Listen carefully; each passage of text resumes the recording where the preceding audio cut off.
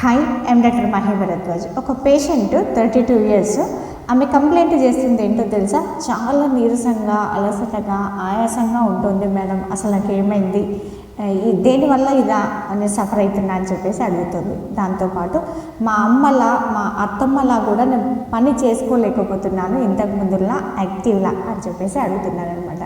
దీనికి బేసిక్గా ప్రతి ఇంట్లో ఇట్లాంటి కంప్లైంట్స్ చేస్తూనే ఉంటారు. దీనికి కారణాలు నెంబర్ 1 వచ్చేసి అనేమియా.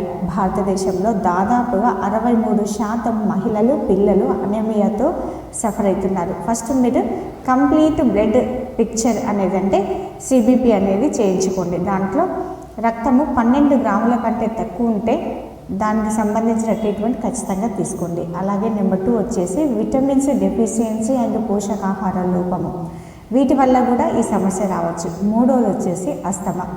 మీకు కానీ లేదా వంశపారంపర్యంగా కానీ అస్తమాతో సఫర్ అవుతుంటే కనుక, అంటే రాత్రిళ్ళు పిల్లి కూతలు లాంటి జలుబు ఇలాంటివి వస్తుంటే కూడా ఆయాసం విపరీతంగా వస్తుంది.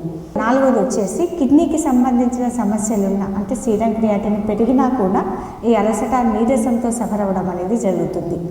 ఐదోది వచ్చేసి గుండె సంబంధిత సమస్యలు ఉన్నా కూడా ఇలాంటి సింటమ్స్ మీకు కనపడుతూ ఉంటాయి. అలాగే ఆరోది వచ్చేసి లివర్ కానీ జీర్ణ వ్యవస్థ కానీ అబ్నార్మల్ ఉంటే ఇలాంటి సమస్యలు వస్తాయి.